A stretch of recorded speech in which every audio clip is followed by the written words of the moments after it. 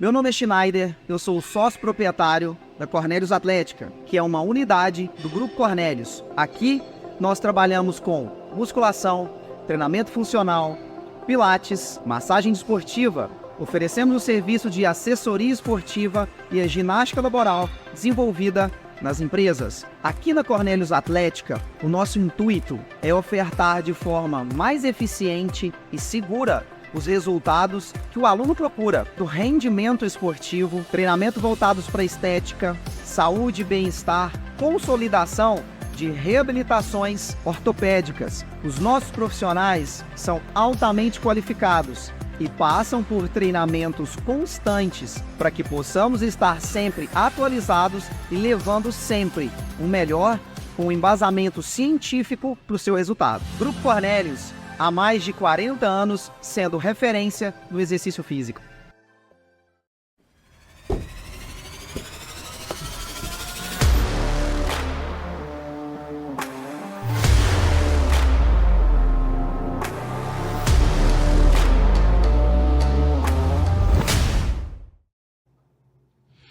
Olá, sejam todos bem-vindos ao William Hudson Podcast.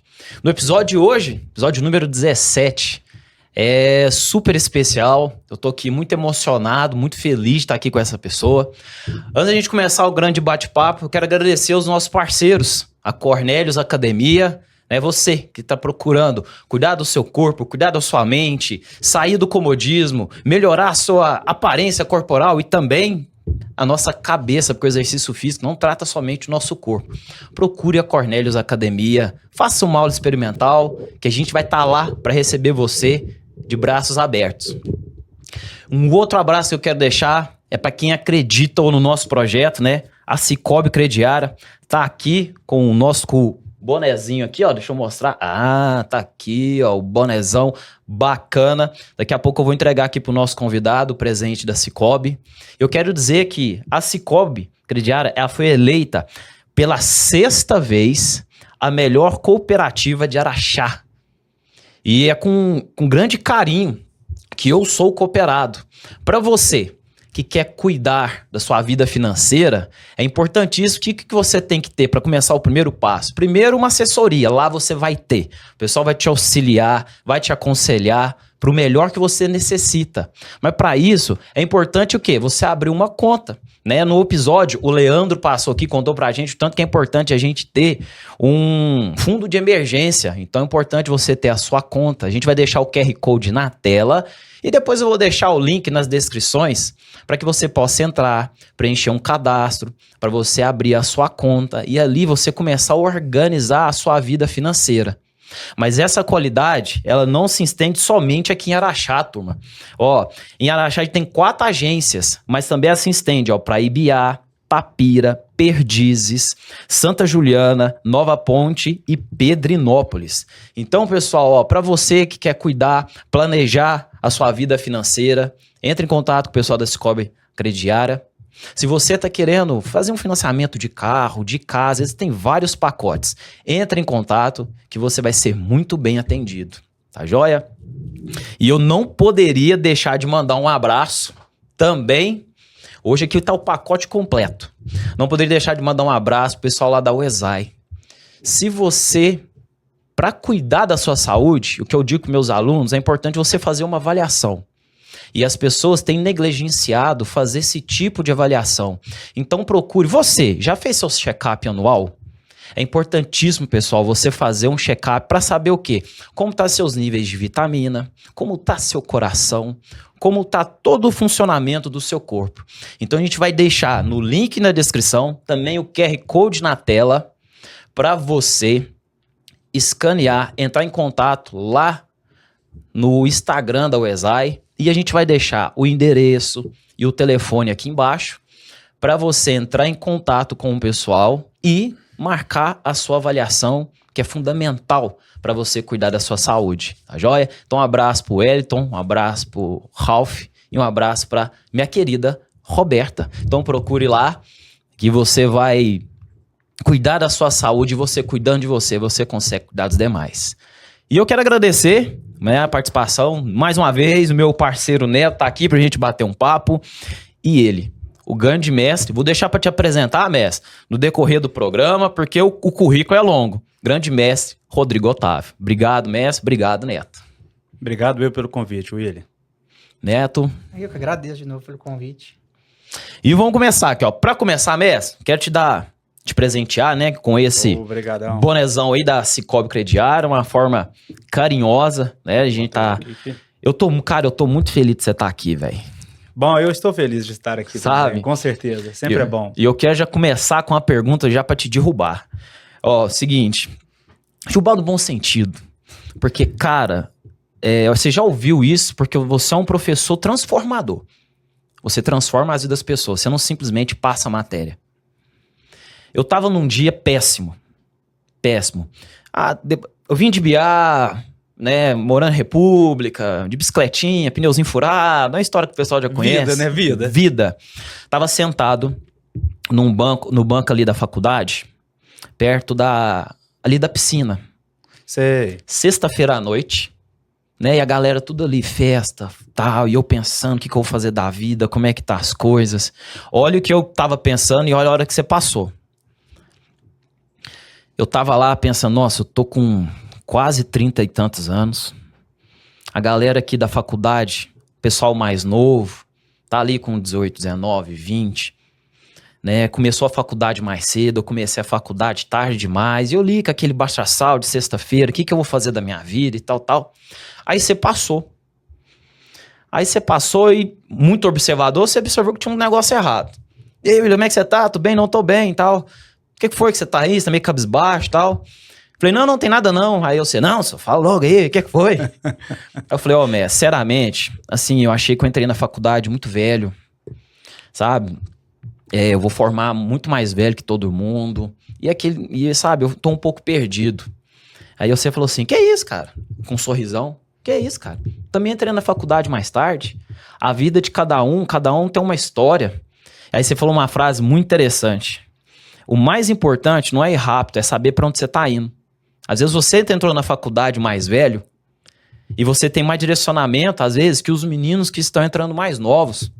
E quando você se formar, eu tenho certeza que você já sabe pra onde você quer ir. E ali você não vai ficar tão perdido dentro da sua profissão. E eu falei assim, nossa, é mesmo, né, cara? Você falou essa frase e assim, mudou tudo. Depois daquilo eu enfrentei as coisas de forma diferente, eu vejo as coisas de forma diferente.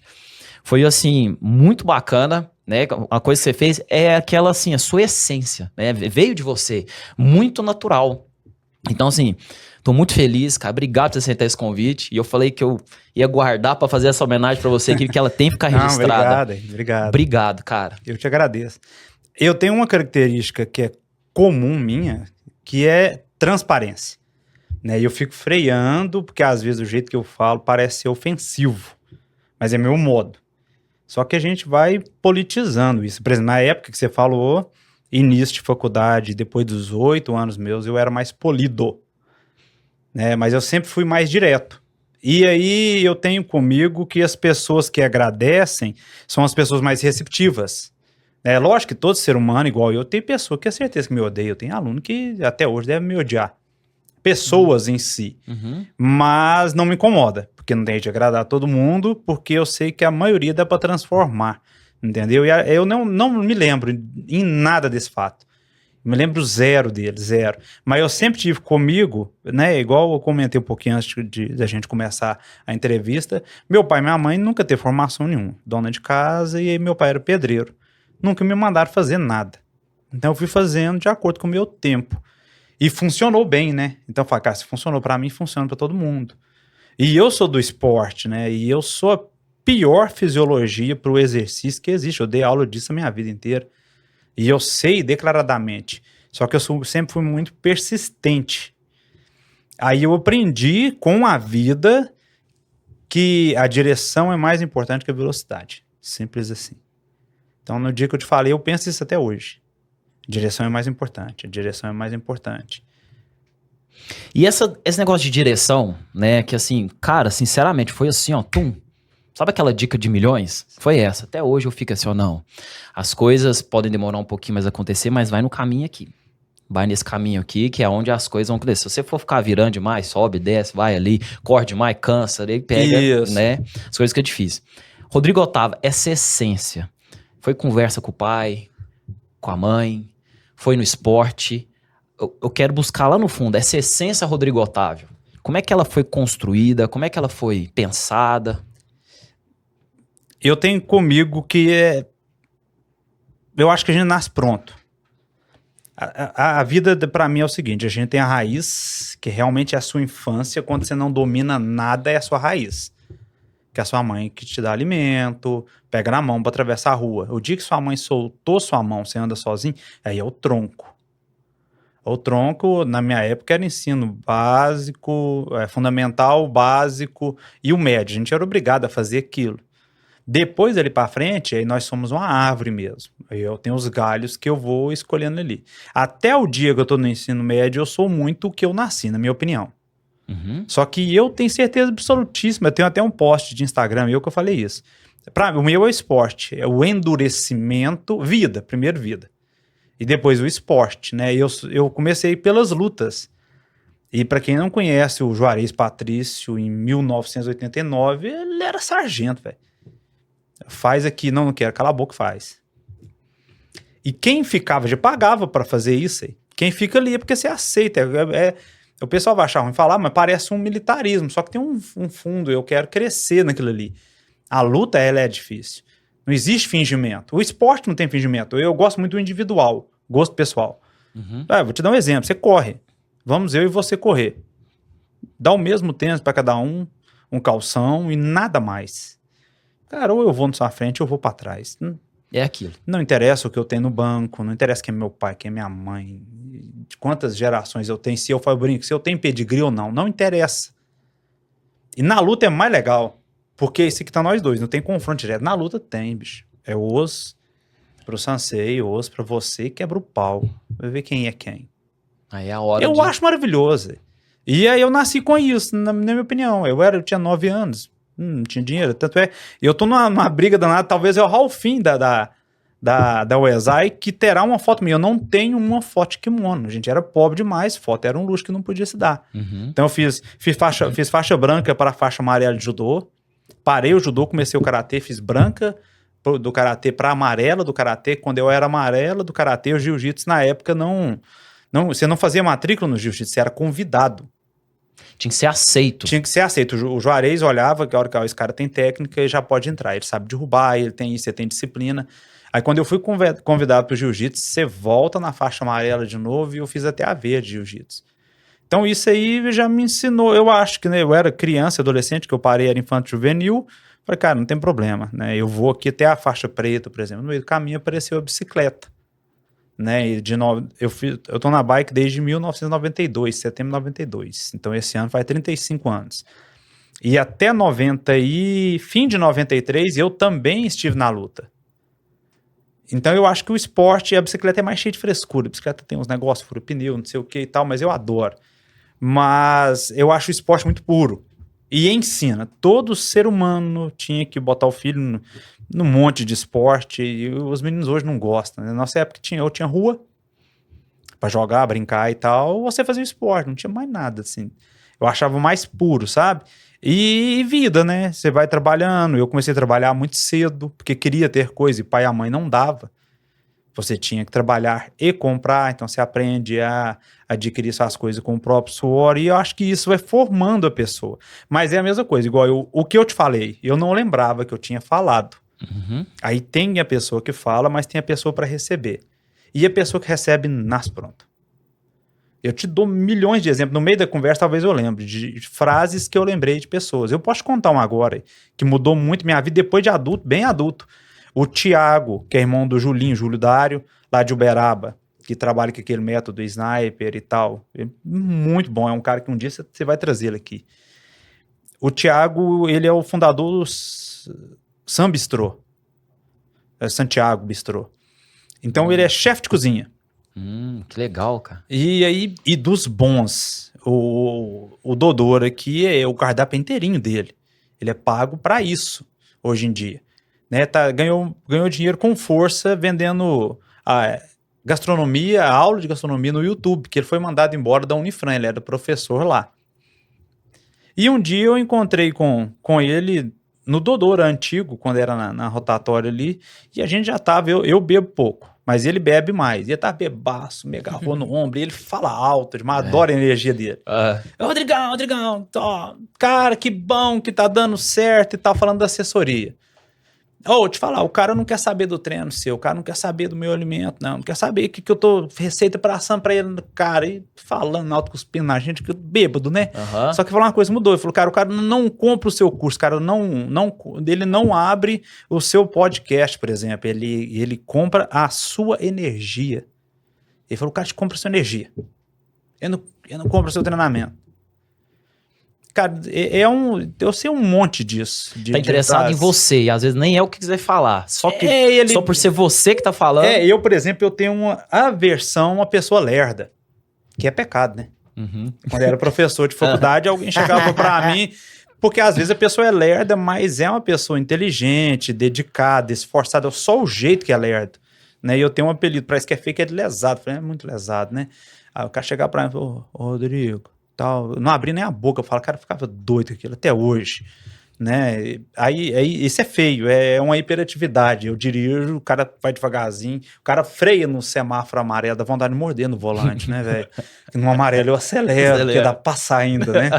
Então, assim, esse sou eu, mas característica de pai e mãe, mas não é só de pai e mãe, que é uma curiosidade, eu gosto de ler. Eu tô lendo um livro da Angela Duckworth, que é Garra, Poder e Paixão, que são sobre talentos, que não são talentos inatos, pessoas que nunca nasceram para aquilo, mas se formaram pessoas excepcionais, não só no esporte, dono de empresa e tal. Eu tô lendo sobre isso, que eu acho interessantíssimo. E ela, num pedaço do livro, lá no capítulo 2, ela fala, você sabia que cada gene nosso tem... Cada gene que a gente tem 27 linhagens diferentes nele. Você tem um filho, pode parecer com o bisavô dele de 3 linhagens. Então a gente tem essa herança, né? A minha herança comportamental é mais da minha mãe. Minha mãe é mais... tem até isso. Falo. Amor, lá na Wesley, qual que é o exame que tem lá? Painel genético, cara. Você vai lá, faz, e ele vai conectando e vai descobrindo a sua linhagem, não é isso, mano? A origem, tudo certinho. Igual, por exemplo, o William, eu posso ter 15% francês, 32% japonês, 50% africano. Cara, que doido, hein, velho? Então a gente vem muito pronto, sabe? A gente vem muito pronto. A minha menina é a mãe dela, purinha. Fala mais alto que ela, chora. Se coloca pressão, ela chora. E se me colocar pressão, me dá dor de cabeça, eu fico calado e faço acender. Eu sou igual máquina. Com pressão. Igual Maria Fumaça, põe pressão, vai mais rápido. Vai esquentar, mas vai mais rápido. A gente falou muito sobre temperamento também, né? Que tem aquele fleumático, sanguíneo, que também tem a ver com isso, né? Tem pessoa que recebe as coisas mais calma, tem outras que recebem já com pressão. Mas eu acho que é tudo treinável, né? Sim. Igual eu trabalhei uma vida inteira frente de balcão, né? O primeiro serviço que eu tive, assim, depois de buscar uma marmita 9 anos, eu tinha, acho que 11 anos, 10, 11 anos. Eu era cobrador, né? Antigamente existia notinha. Você na casa Eu ia na casa da pessoa, então já correram atrás de mim. A gente chamava de croizinha, aro 20, já correram atrás de mim com faquinha de casa, já. Moleque, você tá me cobrando aqui e tal. Então, quer dizer, não tinha nada demais na época. Hoje, Dava doido. Eu chegava, você não sabia como falar, chegar no William, bom, Lázaro, o patrão era Lázaro, já morreu já. Lázaro mandou te cobrar essa notinha. Que notinha o quê? Pera aí. E ela voltava com os negócios, com 11 anos de idade, né? Então, a vida inteira foi frente balcão, trabalhei, eu tenho 2 carteiras de trabalho assinadas, trabalhei de vender tinta, mexer com um pintor de carro, alguns são bacanas, outros não, lanterneiro, tal. Trabalhei na Deliciosa, que não existe mais, que era frente balcão. Então, quer dizer, aí são os galhos da árvore, né? Aquele ali vai te fortalecendo, porque você entra lá, você não pode ser sem educação. O cara é sem educação com você, né? Lá na faculdade, eu era coordenador de cursos, os meninos iam lá, a distância é essa que eu tô do William aqui. Chegava, você é professor. Eu não... Como que é seu nome? José Maria. O Zé não dá aula, Rodrigo, bate na mesa. Aí o cara começa 15 minutos depois e botava a mão na minha cara. Aí eu esperava, cara, 2 pessoas nervosas dá problema, né? Um só nervoso, o outro calmo, você apazigua. Aí deixava eles falar, tinha muita procura. Aí falava, ó, William, beleza, ó, você conversa com ele primeiro, se ele não resolver, eu resolvo pra você. Aí você vai levando isso pra vida, né? Isso, na minha opinião, isso é sabedoria, né? Quando você absorve alguma coisa ruim e transforma numa coisa boa. Aí você tem gente, Você tem não pessoa... foca só no problema, só com o resultado, né? mas tem gente, eu fiquei 11 anos fora de Araxá praticamente, tem uns aqui que estão do mesmo jeitinho, assim, eu falo, não melhorou nada, sabe? Se você tiver uma amiga que fez 45, e a hora que você vai conversar com ele, ele é o mesmo estrume, e aí ele não melhorou nada, não. Porque não absorveu nada. Tem uma frase comigo que eu falo que maturidade não vem com o tempo, velho. Eu acho que tempo não traz maturidade pra ninguém. Não, hoje eu tenho 60 atletas comigo, eu tenho uns atletas de 25, 26 anos, cara, você é um cara velho. Você só tem 26, mas você, Pensa você tem como... 50 já, assim. Eu tenho uns 2 ou 3 que parece ser filho mesmo. Você nasceu meu. A gente vê que você é uma pessoa assim, Messi, muito feliz, faz as coisas com vontade. Se a gente for não é cravar, porque esse é seu estilo de ser. Mas se a gente for cravar assim, ó, motivação. O que é motivação pra você? Viver um dia de cada vez e fazer o que gosta. Não tem... Eu não sei te contar, eu acho que principalmente fazer o que gosta. Eu devo ter trabalhado, eu tenho 2 carteiras de trabalho cheinhas, eu devo ter trabalhado uns 3 ou 4 serviços que eu já chorei para não ir trabalhar. Só que eu acho que quase todo ser humano de classe baixa tem uma vantagem que ele não sabe aproveitar. Né? Tô falando, a gente era pobre do tipo assim, fazia compra no mês, uma cartela, era 3 irmãos, 6 iogurte pro mês inteiro. Você escolheu o dia que você bebia aquilo. Tanto é que até hoje eu vou no supermercado, se eu compro 3, 4 cartelas daquele negócio, como mais do que menino. Eu não podia comprar, agora eu compro. Agora eu compro e vou tomar o que eu aí quiser. eu escolho, da net, nem olha preço, né, velho? Aí você vem lá do passado. Mas aí eu tinha uma vantagem que tudo que eu ia fazer eu gostava, velho. Porque eu pensava no que eu tava aproveitando. Hoje em dia eu enxergo assim, na época não. Uhum. Eu buscava marmita para um senhor lá na Praça da Mangueira e minha mãe mora ali perto do Polivalente. E o restaurante era o Tarantela, que até hoje existe, só que ele era ali do lado da Matriz, onde hoje já foi hot dog ali, acho que vende cachorro quente. Quando você tá subindo a Matriz do lado do Colégio São Domingo pra cima, o Tarantela era ali. Ah, tá, sei. Então o Tarantela deve ser um restaurante de Araxá que deve ter lá seus 50 anos, com certeza absoluta. Uhum. Então eu ia lá no Tarantela e aquelas marmitas eram de alumínio antigamente, né? E esquentava. Aí você colocava no guidão da bicicleta um pouquinho, pendia, você segurava na mão, esquentava, você vinha naquele negócio, às vezes empurrava. É longe, você vai pegar lá do Tarantela até lá na Praça da Mangueira para uma BMX. Aí eu levava uma marmita vazia e trazia uma marmita cheia para um senhor que morava ali eu esqueci o nome das ruas, não sei se é a Paz de Zorzal, uma daquelas ruas da Mangueira ali. Tenente Vanderlei Montandon, uma das duas ali. Levava para ele, não me incomodava de jeito nenhum. Uhum. No meu cérebro tá fazendo alguma coisa e eu adorava o judô. Na época eu gostava muito de judô, que a gente chegava lá mais cedo. Uma das pessoas eu lembro que é o Vinícius Flauzino, ele é gerente da Mercedes, da venda de caminhão lá em Patos de Minas, pedala até hoje, pedala também. Era eu, Vinícius e o Arthur. Eu lembro direitinho dos meninos, e o Expedito Flauzino.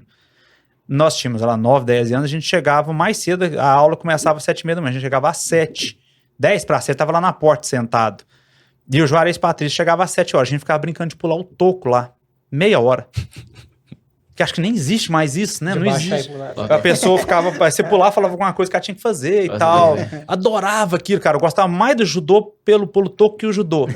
Então eu ia trabalhar e eu achava bom que me dava aquilo ali, sabe? Aí eu fui ficando mais velho, fazia o judô, fazia o jiu-jitsu, tinha viagem. Aí eu não lembro todos os serviços, mas eu trabalhava e eu achava bom... Porque eu estava trabalhando, não me incomodava de jeito nenhum ir trabalhar, voltar, porque aí eu acho que é o esporte. Eu fazia o esporte, aquilo ali, nada me direcionava, nada me afligia. Todos os serviços. Aí depois que eu fiquei mais velho assim, eu comecei a mexer com a oficina, que era a área da bicicleta, eu gostava daquilo. Quando eu comecei a faculdade, eu tinha certeza de que eu gostava demais daquilo lá, estudava antes da aula, fazia pergunta, perdia a aposta para professor em sala de aula, que eu achava que sabia mais que ele, de fisiologia de exercício, né? Já perdi e tal. Mas eu tinha cérebro, eu brincava assim, eu tava errado, mas eu tinha lido alguma coisa, eu dava conta de debater. Pelo menos tinha ali um norte, né? Eu debati errado, mas eu tava entendendo o que ele me falava, né? Então, foi bom. Aí, nesse meio de caminho, apareceu o mestrado na vida, que eu fui convidado, na verdade, o Unifesp, nível 6 da CAPES, é excelência internacional, mas era na medicina. Aí eu não gostava daquele trem, eu sou muito educação física. Aí abri um Uberaba, eu fui... Então, eu acho que eu tive sorte na vida pra ir achando isso aí. Nesse meio do caminho apareceu o Rodrigo Siqueira. O Rodrigão. O Rodrigo no ano 2000, né? E assim, eu tentei patrocínio com outras academias, eu queria só treinar, pra você ver tanto que a pessoa... É sério, academia grande aqui de Araxá, que é rede, tem em outras cidades, chamei o camarada lá, falei, eu posso treinar aqui?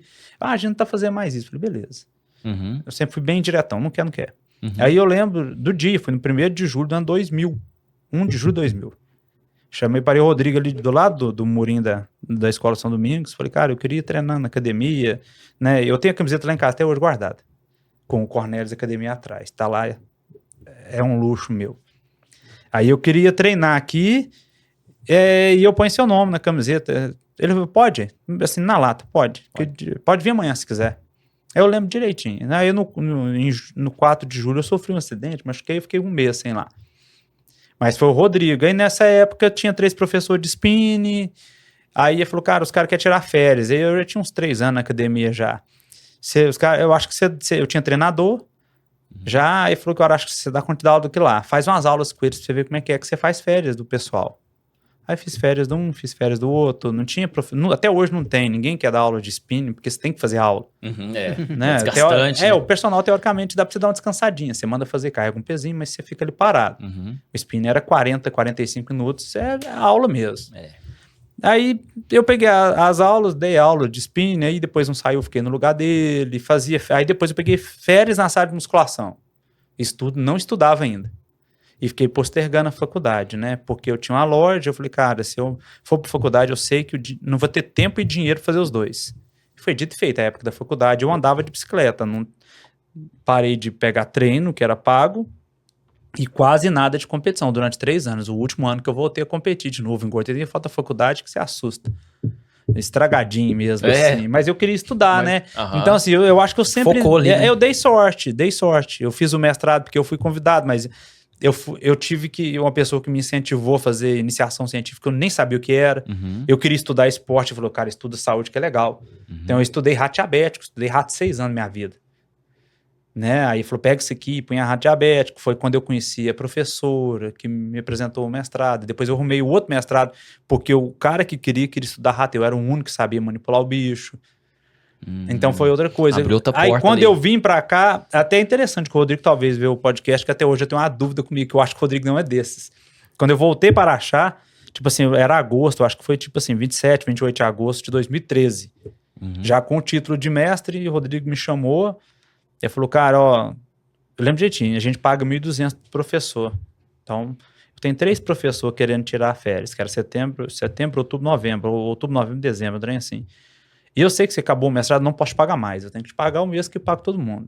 Lá na sala dele. A sala dele era do lado de lá. Lá no fundo. Você quer? Eu falei, quero. Nem pensei. Cara, eu tinha acabado o mestrado. Não tinha uma fonte de renda nenhuma. Zero. Eu não queria mexer com bicicleta mais. Foi o primeiro que eu prestei dinheiro. Aí, nesse meio termo, ele arrumou uma entrevista pra mim na faculdade. E foi duro de arrumar. Eles não queriam contratar ninguém. Ele falou, cara, tem aula lá que é a sua cara. Eu quero ser lá. Então é outra pessoa, é o Romeu que me ensinou e o Rodrigo o impulsionador dessas 2 áreas. E até hoje eu não sei se ele queria dar as aulas pra mim pra ver se eu tinha ficado metido e tal. Deixa eu testar o cara se ele realmente quer trabalhar ou se ele acha que ele é o cara. Ou se ele realmente precisava de uma pessoa, sabe? Essa é a dúvida que eu tenho comigo. Depois o Messi responde essa pra nós. Mas assim, com certeza foi pra incentivar e acreditar, porque ele veio aqui, conversou com muita gente, né?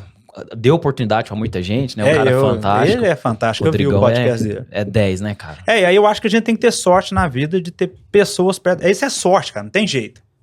É a hora certa, no lugar certo e pessoa certa. Essa é muita coincidência. Né? Você já leu aquele livro O Segredo? Já. Então, eu acho que não. Eu gosto, eu sou de educação física, mas eu adoro física, adoro química como ninguém. E atração é isso, né, cara? Porque igual, por exemplo, assim, Tiviane professor. E quanto tempo nós ficou sem contato, né? Ficou no mínimo 5 anos. Parece assim. que nós tá no churrasco ontem. É diferente. É conexão, Eu tô falando, os alunos, os atletas que eu dou mais certo eu brinco que são os mais doidos. É doidão. Fala mais alto, fala mais acelerado e tal, sabe? Que tem de todo jeito, é ser humano, né? Tanto homem quanto mulher, tudo atrapalhado. Você fez até a introdução de onde que eu queria... Mais uma dúvida aqui antes de fazer. Você fez a introdução do professor. Antes de entrar no professor, antes do judô, teve alguma outra modalidade esportiva? Não. Antes do judô, não. Não, foi o Andar judô. de bicicleta na rua mesmo, jogar bola igual todo mundo e Aí tal. foi o judô, a bike, aí... Cara, o judô eu ainda acho lindo, o judô olímpico. O jiu-jitsu é lindo, cara, mas de ver é feio demais. Você não sabe o que tá acontecendo naquela nhaca. Pra fazer é lindo. Pra fazer, não tem nada mais gostoso que aquilo lá, não. Que você tá ali tentando um espaçozinho, pegar uma chave, sair de uma coisa. Quem tá do lado de fora não tem entende, noção daquilo lá.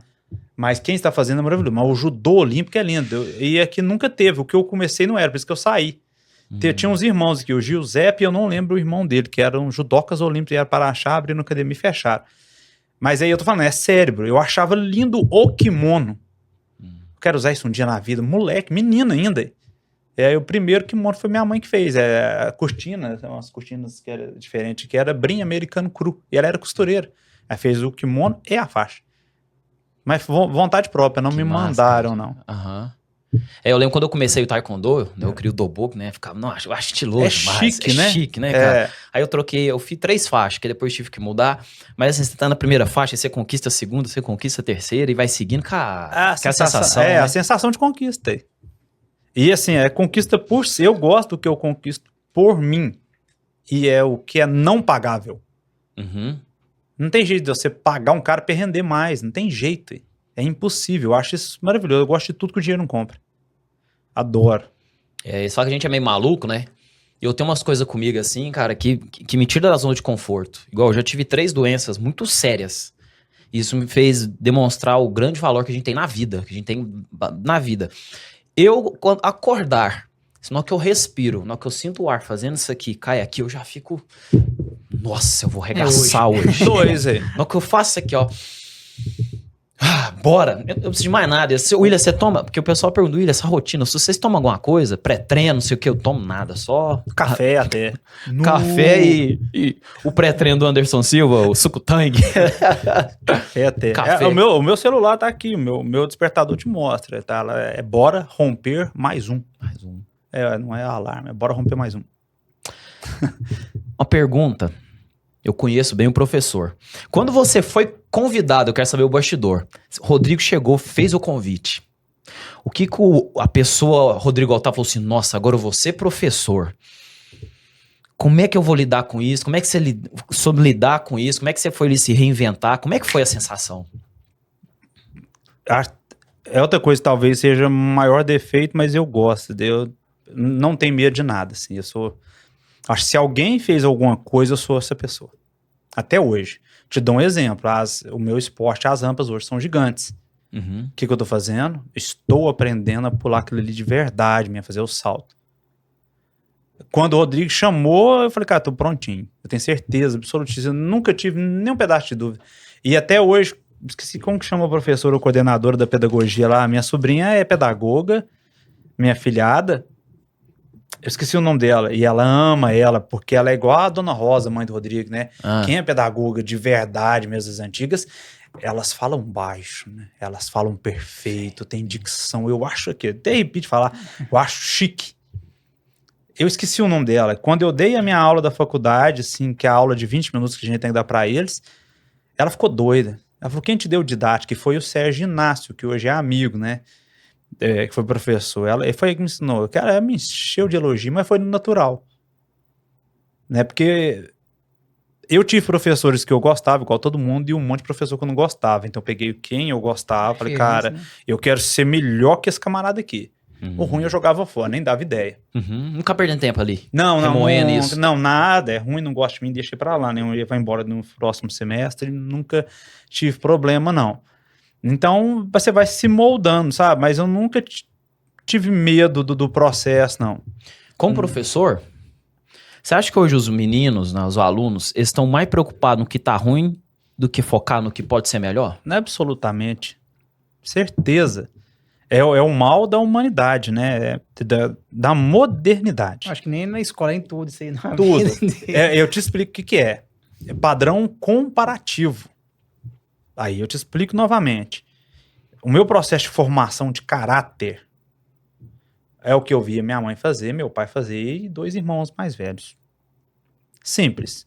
Que a gente sabia que tava na rua brincando, tava brincando. Uhum. A gente era mais puro. Uhum. Porque tinha 3 canais de televisão, Manchete, Bandeirante e Globo. 3 canais. Eu sou da época do preto e branco ainda. Depois que eles colocavam um negocinho, uma gradezinha na frente da televisão que ficavam umas cores esquisitas pra falar que era colorido. Então é desse padrão, as televisões de girar. Então, quer dizer, eu não tinha influência nenhuma externa. Então eu não tinha comparativo, cara, eu me fazia. Meu pai trocava minha bicicleta todo ano. Meu pai era cateteiro, às vezes era uma bicicleta pior. Uhum. Mas eu achava bom que era uma bicicleta nova. Sim. Mas eu não sabia que talvez ele tinha uma bicicleta 30 vezes mais cara que a minha. Que nem era melhor hoje em dia. A pessoa sabe preço que tem internet. Aí o seu celular já é mais novo que o meu, pô, e eu tenho que comprar um celular igual ao do William, e eu ganho mais que ele, por exemplo. Então eu acho que hoje eu vou colocar do adulto a criança, não é só a criança, não. Uhum. Do adulto. Né? Eu tenho uns vídeos que eu falo assim, hoje em dia, a gente pensa naturalmente, eu tenho certeza que você pensa assim. Eu sempre pensei mais em ser do que ter. Porque eu sabia que ser era mais fácil que ter, porque ter precisa ter dinheiro aí. Então, eu era pobre, nem era classe média. Eu falei, cara, para eu ter vai demorar, mas para eu ser, não. Porque eu sempre tive facilidade gigante mesmo, de aprender e guardar. Principalmente guardar. O HD tem uma capacidade de armazenamento, assim, graças a Deus, gigantesca. E o que eu não sabia, eu lia mais vezes. Eu te falei, dei aula do zero aí. Né? Do zero. Você lê aquilo ali, lê de novo, vai entrar na cabeça. A repetição que a gente vê do esporte, né, mestre? É a mesma coisa. Repetição. Repete, faz. Então, hoje em dia, o pessoal não faz isso mais. É bonito, por exemplo, hoje fala de resiliência. Você tem que ser resiliente, que é isso. Mas ninguém procura. Eu falo assim, se você aprender qualquer coisa na vida, ficou procurando, você está treinando cérebro. Te explico, se você ler qualquer livro, você aumenta seu vocabulário, pontuação, modo de falar. Talvez é fantasioso, mas eu gosto de ler só biografias, eu não gosto muito de fantasia. E de quem era ruim ficou bom, você vê que o processo dele foi lento. Então, aí você aproveita tudo. O pessoal fala muito de resiliência, mas ninguém sabe a origem. Resiliência é uma propriedade metálica do metal se deformar e voltar. E, na verdade, se é uma propriedade metálica, ela é uma propriedade química. Quase ninguém sabe isso. Né? Eu te dou outro exemplo de pessoa que... alguém sabe por que a Coca-Cola é KS? KS? É a Coca-Cola média. Você quer uma Coca-Cola KS? Já escutou isso? Ah, já. Eu sou grilado com sigla, né? Porque a gente é cheio de sigla na fisiologia e tal. Mesmo, aí eu lá no posto Xodó, peguei pra menina, né? Eu gosto de filosofia e o Clóvis de Baixo chama isso de bril. Eu acho que tem bril, né? Aí eu perguntei pra menina do balcão, por que essa Coca-Cola que chama KS? Não é média. Na minha época era média. Mudou o nome do dia pra noite. Ela falou, não sei não. KS. Tem internet? Ela não procurou. Eu falei, procurei. Aí você já, roupa. Porque a KS, ela tem 290 ml. A Coca-Cola natural, original, tinha 200 ml. Então, quando eles lançaram a Coca-Cola maior, ela é king size. É o tamanho maior. Que trem mais idiota pra aprender. Mas eu aprendi uma coisa nova, né? Isso aí move, né? Eu sou bem assim também. Eu sou também assim por causa de talvez tenha alguém conversando comigo... E você não sabe, né? Assunto, eu sou bem assim porque eu acho assim, é difícil. Se eu vendo Coca-Cola, ela tá escrito KS, eu tinha que saber que merda que é aquele KS, velho. Um dia alguém pode perguntar pra mim. Isso, é por causa disso. Porque ninguém tá preocupado com nada. E é muito comparada. A pessoa não é feliz que ela quer comprar. Ela quer trabalhar pra comprar isso. Trabalhar pra comprar aquilo. Não, só trabalha pra ser feliz, né? Tem que curtir o processo. Eu acho que a vida inteira eu curti muito o processo. Até hoje. Hoje. E o KS era o quê? É king size. King size, entendi. King size. O tamanho real. Talvez pode ser tamanho real por ser maior, porque é grandão, tamanho de rei, ou de ser o tamanho real que deveria ser, né? Teve um dia que me fizeram uma pergunta, eu também fico grilado, cara. A pergunta mais simples do mundo. Eu tava na 8ª série, sempre ali, apaixonado com futebol, que negócio. Aí a professora falou assim, vou dar um ponto extra aqui, quem responder essa pergunta de futebol? Eu falei, tô feito, pô. É meu, é meu. O que significa FIFA? Aí eu, caramba, o que significa FIFA? E eu lá, que trem, né? Dificuldade a gente tinha ali, não tinha internet, tinha nada, era tudo no livro. Tinha que ser um livro. E FIFA era inglês, a né, Barça, cara? né? Tinha a Barça, enciclopédia Barça. Aí eu lá, eu fazia nem ideia, nunca mais eu esqueci, Associação Federativa de Futebol. Associação Federativa Internacional de Futebol. Nunca mais esqueci. Em inglês, aí. Em inglês. Saí de lá, fui na biblioteca, né? Eu saí da escola e fui lá na biblioteca pesquisar o que era, achar uma revista empoeirada, veinha lá, e tava lá escrito. E eu não sabia. Isso é brilho, porque o resto da sua sala você foi embora pra casa. Tá. Entendeu? Mas falando, você nasceu pronto aí. Porque do resto o pessoal não incomoda. Para mim, incomodava demais. Tanto é que eu dava, como professor, eu ensinava bioquímica da respiração para os meninos, passo a passo, o desmanche da molécula de carbono. Passo a passo, do jeito que eu não aprendi, porque não tem nada mais lindo do mundo. Porque é a nossa respiração da célula, não é o ar saindo, não. É porque a gente vive. Eu falo, se você não aprendeu com ninguém, você vai aprender comigo. Os meninos piravam.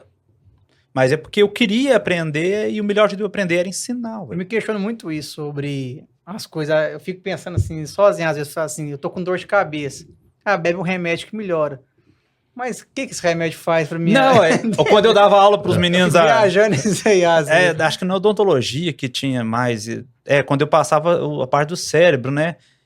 Aí eu explicava pra eles. E assim, é tudo da vida. Porque é a questão do processo. Quando eu saí formado em Educação Física de Araxá, eu fui para um mestrado na medicina na Escola de Medicina de São Paulo, na Unifesp. Cara, todo mundo é seco, ríspido, direto. E a professora viajou e falou: você vai fazer 2 semanas, que as 2 primeiras semanas, você vai fazer curso de verão de farmacologia. Farmacologia, para alguém formado em Educação Física. Cara, fiquei 2 semanas olhando eles e explicar, porque eles desenvolvem medicamentos, testam. Uhum. Aí eu fiquei 2 semanas aprendendo, que é coisa que a gente não aprendeu na graduação. Como é que funcionava o segundo mensageiro de célula, que funciona pela guanina de fosfato. Todo mundo conhece o ATP, não conhece o GDP, né? E eu ainda terminei, eu parei o mestrado lá e não entendi isso. Eu fui entender depois que eu dei aula. Por que você toma um anti-inflamatório, que é um remédio para dor de cabeça, se seu músculo estiver doendo, o músculo continua doendo? Então, porque você tem uma secretária para receber, que você tem uma porta específica para aquilo. Vai passar tudo e nem olha. Passar e falou: esse é meu. Bem, teoricamente é isso, entendeu? Você toma um anti-inflamatório para garganta, você tá com inflamação do tendão, né? Vai para garganta. Não tem nada mais bonito que isso, não. Todo ser humano tinha que ter aula de fisiologia humana com 13 anos e parar com 30. Para o homem entender a fisiologia feminina, por exemplo, eu dava aula, eu fiz uma live para explicar para a mulher como que ela funciona por esporte, porque a mulher mesmo sabia. Que influência tem o hormônio? Mulher é a trem mais bagunçada do mundo, né? Quando ela tá no período fértil, tá os dois na alta, depois um baixa, o outro sobe, e aí ela fica enjoada, depois 0, os dois, é uma bagunça. Eu dei aula de neurociência, eu levava os 2 cérebros e explicar para os meninos as áreas, a têmpora, como que é, a área de coordenação, como que era, tamanho de emoção, de motricidade, é totalmente diferente, mas eu tive que aprender para ensinar, para entender. Mas eu achava um máximo, eu sempre me enxerguei como professor o seguinte: a melhor profissão do mundo, porque eu era pago para aprender e contar para alguém. E os caras reclamam. Uhum. E aí eu tinha um problemão. Eu tenho um problemão com o professor. A raça aí não tem problema de escutar aqui, não. A raça ruim da merda. Metido. Ele acha que o serviço dele é o mais difícil do mundo. Eu falo que se um dia você escutar eu dando parabéns pra mim, eu tô no auge, assim, da necessidade humana. Ninguém tinha que me dar parabéns pelo dia do professor. E eu repito que eu sou ofendido. Ninguém nunca deu parabéns pro meu pai, que era pedreiro. Eu te falo, a faculdade, que esse prédio debaixo da faculdade, meu pai trabalhou lá, construiu o Plazain, eu subi na caixa d'água do Plazain quando tava construindo, meu pai me levou lá, ué. Aí eu já era adulto. Não existe o dia do pedreiro, não existe o dia da faxineira, porque tem que ter o do professor, velho. Porque é diferenciado. Pra mim é tudo igual, entendeu? E na sala dos professores, eu ficava na sala de aula com a aluna. Na UNA tinha um horário de intervalo, levava uma marmitinha, que eles viajavam demais, aí ficava aquele cheirão de comida na sala. Aí eu levava meus talentos pra comer e ficava lá, porque eu não gostava, né? O professor já chegou a perguntar pra mim lá, que eu falava que era de Araxá, você é de qual família? Me perguntaram isso aqui em Araxá também. Você é de qual família? Aí eu falei, eu sou família dos Maria. Meu pai era Pedro Santos, Geraldo e tal, mas eles conheciam ele como família dos Maria, que eram os tios antigos, né, e tal. Aí ele ficou meio assim, falou: você tá procurando pedigree? Não tem, não. Aquele bagagem. Eu falei na lata, né? Eu era coordenador do curso e ele era só professor. Eu falei: cara, que eu sou maior que você. Aí pronto. Pensa desse jeito. Quero fazer... Eu tenho uma dúvida. Quando você saiu daqui, você foi direto para ser coordenador lá? Isso. Como é que foi aceitar esse novo desafio? Pega um avião caindo, aí a mesma coisa. Aí não tem jeito de eu desatrelar minha vida do esporte. Uhum. Eu fiz o mestrado na área que chama Biodinâmica do Desempenho. Aí tinha uma área que chamava Epistemologia do Esporte. Para quem não sabe, epistemologia é você pegar um esporte e achar qual que é a base dele de formação humana, teoricamente. Por que que o indivíduo reage de um jeito ao esporte e tal? Ela é mais discutível, difícil demais. Base epistemológica do esporte. Eu sei mais ou menos, bem mais ou menos o que é. E tinha outra área que era a área de saúde. Uma colega minha que fez a epistemologia do esporte, e no mestrado eles eram metidos enjoados, pessoal dessa área. Porque eles eram, eu brinco que são os advogados da área, né? Porque teoricamente ele entende por que seu cérebro não gosta de um esporte, o dele gosta, como que é o seu padrão comportamental. Mas essas a gente tinha uma ligação, saía para tomar uma cervejinha ou outra. Eu comecei a tomar cerveja com 37 no mestrado. Aí a gente saía para tomar uma cervejinha e na época ela é de bom despacho e a faculdade lá, um coordenador tinha saído porque ele viajava e ele era de BH, então você ficava indo e voltando e uma faculdade de BH chamou ele para coordenação. Mas, pô, cara, ninguém gosta de ficar viajando para trabalhar, é horrível. Dormir em hotel, restaurante e viajar para trabalhar é as 3 piores coisas do mundo pra você fazer repetidamente. Uhum. Chamou ela primeiro para coordenação. Ela falou, não quero, não tô pronta. Chamou uma outra professora lá, amarrou a lata. Aí ela lembrou de mim. A gente andava muito, conversava, sabia que eu era meio estrupiado desse jeito, meio doido, né? Então, me ligou, falou, tá precisando de um coordenador de curso aqui, tal, o curso tá sem coordenador, tinha 2 meses já. Que tinha de fevereiro, foi início de março, então 1 mês e meio. E ninguém quis. E não é assim, ó, eles não tinha PPC pronto, é projeto pedagógico de curso, não tinha escrito o projeto PPC, é uma faculdade que tinha formado só licenciatura, estava perto de formar a primeira turma de bacharelado. Não tinha PPC pronto. E tinha que formar a turma para fazer o ENAD, que é obrigado a fazer o ENAD.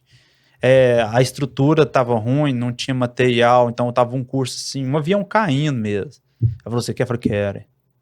Eu fui lá, se não me engano, 3 ou 4 vezes viajei, que são 200 quilômetros, então assim, eu rodei ou 1.200 ou 1.600 quilômetros sem saber que eu era contratado. Seria contratado. Então tem um monte de entrevista, perguntando, nunca fui coordenador. Mas eu sempre fui transparente, que eu acho que ajuda. Sim. Sabe o que é coordenação? Não. Eu vou te perguntar agora, qual que é a diferença de um coordenador com um professor? É gigante. Gigante. É administrativo, total. E a gente tinha umas metas que são esquisitas, né? Por exemplo, eu tinha meta de ENAD.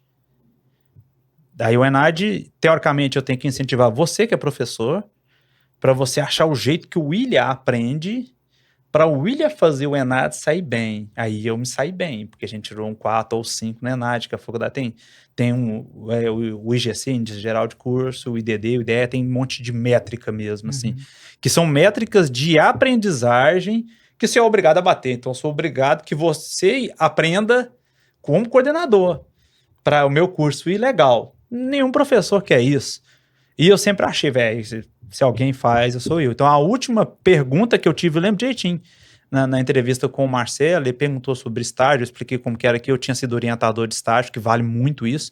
Ninguém leva a sério o estágio. Minha primeira coisa que o MEC pega quando vai na faculdade são as pastas de estágio para ver. Eu aprendi isso assim o dia que o MEC foi lá, a primeira coisa que eles pegam. Aí perguntou e tal, a última pergunta que você acha que você dá conta de ser coordenador nunca tivesse, sem nunca ter sido? Eu falei, se alguém fez, eu dou conta de fazer, eu tenho certeza. Aí esperei lá de fora meia hora e falou, quarta-feira. Comecei lá no 16 de março de 2016. Porque eu fiz essa pergunta porque você não sabe os bastidores, né? Não sabe. Mas tô falando assim, porque quando chegou aqui a notícia para nós, alunos, que sabe como é que é a roda de peão, né? Você sabe. Chegou tudo. Ali, o professor Rodrigo Otávio pode ir embora pra coordenação. Não saiu. Nossa, cara. Galera ficou o quê? Não, o curso tá acabando. Pode não. Aí surgiu um burburinho que o pessoal... Lembrando que é só fofoca de aluno. Né? Falou assim, não, o pessoal tá querendo dispensar o Rodrigo Otávio. Se for dispensar mesmo, nós vai fazer o motim, nós vai lá pra Nós vai lá na secretaria, não, lá na coordenação, que isso não pode acontecer, aí depois já chegou outro assunto. Não é isso não, eles vai mandar ele não, é porque chegou uma oportunidade, aí nós, não, vão lá conversar com ele pra ele não ir embora não. Aí os mais velhos, que eu acho que era a turma da Estela, o pessoal mais velho falou assim, gente, é porque é os que tinham mais intimidade com vocês. Pois tiveram umas aulas comigo, né? 3 anos, capaz, direto. Falou assim, não, a gente vai conversar com ele, depois a gente conta pra vocês, calma aí, ô bicharada, que vocês estão muito afoitos, né? Foi de faculdade. Aí depois tudo desenhou, mas assim, cara, pra gente foi como se assim, perdesse uma parte do membro. Pra alguns, mas eu repito, até pra alguns, né? Alguns era graças a Deus, né? É o natural, alguém sempre, graças a Deus, né? Eu tive problemão lá, eu tive processo na faculdade. Ah, tá. Uma vez eu tava dando aula lá e eu não lembro se era atividade pra academia, um negócio assim, teoricamente era simples. Aí eu pedi pra alguém montar um negócio, a pessoa falou, não, eu sou muito ofendido com quem não faz a coisa, simplesmente não faz, não tenta. Que é fácil cara, você vê se uma pessoa se esforçou e realmente não deu conta de fazer... E se a pessoa nem liga pra aquilo, não, eu fico louco mesmo. Aí eu sei que a pessoa falou alguma coisa, eu falei, não, pessoa, eu quero dar um personalzinho, ter uma escolinha, e pra mim tá bom. Nossa, aí pra você um tapa, hein? Aí eu não aguentei, né? Falei, isso que você vai ficar polícia. Se fosse hoje, eu ia deixar passar, tá beleza. Falei, cara, mas se eu tiver um filho, não deixo meu filho de jeito nenhum, que você não sabe me contar isso e aquilo e tal, porque pra mim você não é professor. Eu falei até, o cara ficou doido. Aí rolou o processo, teve votação, tinha mais um monte de gente que achava a mesma coisa dele, não deu nada, mas eu tive. Teve uma dorzinha de cabeça ali. Não me incomodava nada, velho. Tava no meu segundo semestre da faculdade, eu nasci naquilo, não vou morrer por causa daquilo. Eu sempre pensei assim, se eu sair daqui amanhã é o primeiro dia que eu não tô. Entendeu? Mas eu tenho pessoas que não gostavam de mim de jeito nenhum mesmo. Lá na outra faculdade já fui ameaçado final de aula, assim, bem elegantemente. Cara. Um camarada lá de Luz. Depois virou amigo depois, né? Mas ele esperou depois da aula, falou, o trabalho que você deu ali, você vem de carro aqui, você fica esperto, cai na risada. Aí ele não entendeu, não. Eu falei, rapaz, você não sabe de onde eu vim. Eu tenho 3 primos que já foi preso, não foi uma vez só, não. Família do meu pai tem gente na cadeia até hoje. Eu falei, não, eu fui criado no meio de bandidos. Você não tá ligado? Vai lá, puxa minha ficha em Araxá, você vai ver, tô ligando, não, beleza, obrigado. Eu desarmei ele rindo mesmo, assim. Mas não é, já arriscaram meu carro, já, de fora a fora, não é? Tem uns pós e os contras, né, mestre? Só louros. Não é só louros, né? Treinador, quando começou, mestre? O tato ali de treinador mountain bike. Quando que foi ali que... Acho que igual quase todo mundo da educação física. Ilegalmente. Né? Ilegalmente. Tava no 3º período da faculdade. Quando eu parei de pagar o treinador, né? Eu tinha tido 3 treinadores na vida. E aí eu sabia, cara, desse aqui, isso aqui era bom, daquele ali, isso aqui era bom, desse aqui é ruim. Eu falei, cara, eu vou pegar o melhor de cada um, né? E o que falta eu dou conta de fazer. Vai aprimorando. E peguei o primeiro atleta, que foi o Fausto Henrique, na época. E o primeiro cara que eu treinei foi percepção, e não tinha frequência cardíaca, tinha nada. PSE completamente. Percepção subjetiva de esforço. Aí, no 3º período, comecei a falar, cara, eu dou conta de treinar. Você faz... Porque eu vi ele também, eu repito que a prática é interessante, gente. Eu ia treinar com ele tinha uma bicicleta grande, mais pesada que a minha, eu via merda pra andar com ele. Depois de 6 meses em Araxá, já ia embora. E na época eu era bom. Falei, cara, esse cara é bom demais, dou conta de fazer ele melhor. Aí chamei ele, falei, cara, você faz, eu vou te cobrar não, tal, se você fizer. Aí, assim, 6 meses depois, a gente começou a competir na área de Ribeirão Preto, ali tem umas provas no meio daqueles canavial lá e tal, que eu tenho atletas lá até hoje. É muito acelerado. Ele ganhou muita coisa lá, ganhou geral e tal. Aí, assim, depois de um ano, ele me vendeu demais. A assessoria começou muito em São Paulo. Comecei primeiro em São Paulo. Lá. Pelos resultados dele lá. Aí foi crescendo, todo mundo acha que a vida é um louro só, mas a época do meu mestrado chegou a cair muito, eu cheguei a ter 3 alunos. 3. E a gente, você for uma educação física, você sabe, você não se forma treinador também, não, você tem que tirar o treino do zero. Hoje em dia ainda existe um curso ou outro, mas eu comecei em 2008, não existia um curso para treinador. Não existia. No Brasil até hoje não existe. Eu te falo que eu fiz do CBC, é um lixo.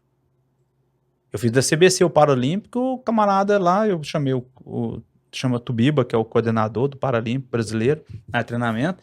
Falei, a gente fez o curso, legal e tal, mas você sabia que o camarada que é cadeirante, retorno venoso dele é mais rápido.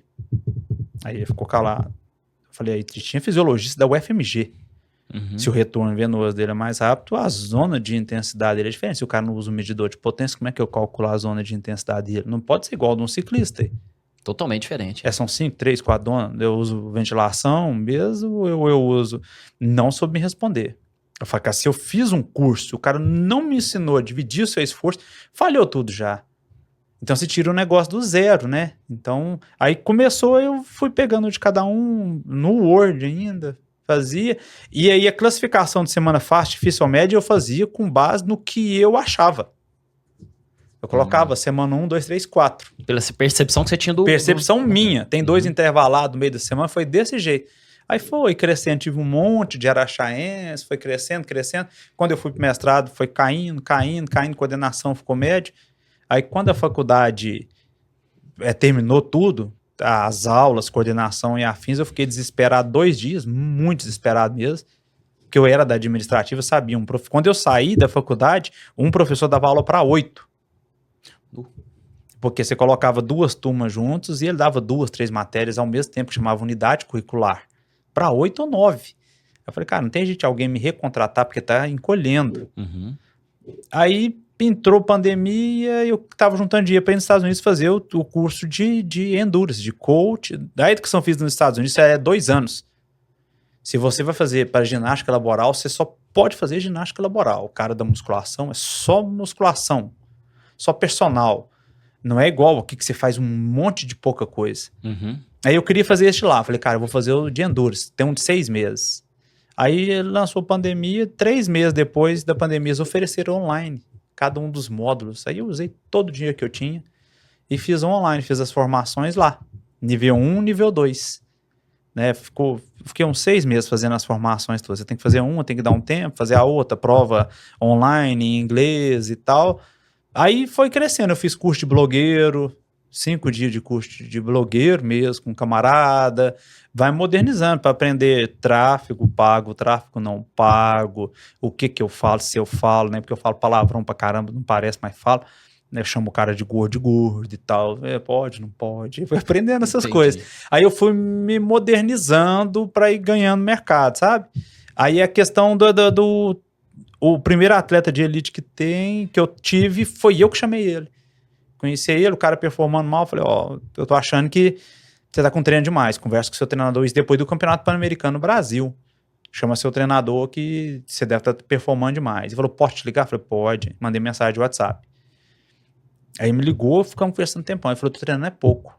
Aí abri o aplicativo dele, que é um aplicativo muito comum, quase todo mundo usa.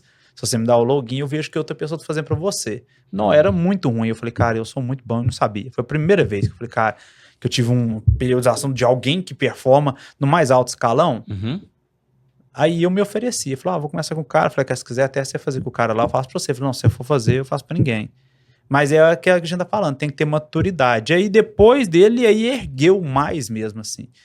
Porque é difícil, ninguém pensa, mas é difícil eu vender performance sem performar. Que eu tenho lá em casa, eu devo ter uns 200 troféus com medalha lá, eu tenho uma estante para fazer isso, eu tenho muito orgulho disso. Mas é para 30 anos de bicicleta, se eu fosse bom, eu tinha 4 estantes.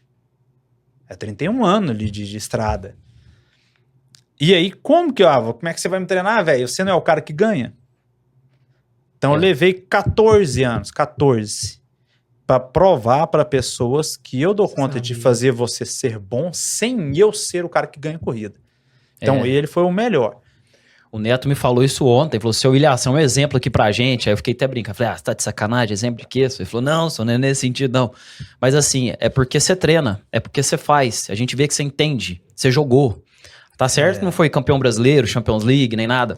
Mas o cara que pratica, ele tem a linguagem. Ele tem o que a mais ali que sempre vai faltar, às vezes, para que a pessoa que não faz, né, mestre? Tem que ter. Eu não concordo em nenhum profissional que não acredita no produto que vende. Se eu não pratico o que eu te vendo, se eu não como o produto que eu te vendo para você comer na sua casa. Incoerente, né? É incoerente, eu não acredito no produto que eu vendo aí. Porque é igual aqui, ó, meu. Eu sou cooperado da Cicobi, tá aqui com a gente. Isso. Faço meus exames lá no ESAI, tá aqui com a gente. E treino na Cornés Academia, que abriu as portas para mim. Então, assim, você tem que estar no dia a dia, porque senão fica só falácias, né? Não, e a vida é uma base de troca, a gente não pensa que mas é. Né, eu treino na Cornelius também.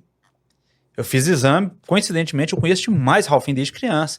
Fui fazer, eu tive uma queda, queria ver se o joelho estava bom ou ruim, tudo demora. Falei, quanto que é o raio-x? Era R$49, parece. Falei, vou fazer. Aí eu fui não o ESAI, entendeu? A Cicobi aqui, agora que eu tô conhecendo, é interessante. Até fazer a reservinha de lá. Então, assim, eu saio procurando, se o cara é amigo meu, eu faço alguma coisa com ele. Eu tenho amigo que é mecânico, que não é mais barato da cidade de jeito nenhum. Mas eu sou padrinho do filho dele, cara. Se eu faço o serviço com ele, no meu cérebro, estou ajudando a alimentar o meu afilhado. Certo, Eu penso assim. Também nisso aí eu penso. Eu penso. Porque se você é amigo meu, precisou de um treinador e nem cotou o preço comigo, cara, você não é meu amigo. Não é parceiro, né? Não é não. Você finge que é. Né? E é cheio de gente que realmente não acredita, né? É normal. Mas não me incomoda, não. Eu acho normal, eu acho necessário. É uma pergunta que eu faço para todo treinador que eu encontro. Vou falar o nome popular. Banheira de gelo. Você gosta? É interessante? Você recomenda para seus atletas? Depende da situação? Ninguém usa, mas é interessante. Mas o mais barato de todos, recuperação ativa.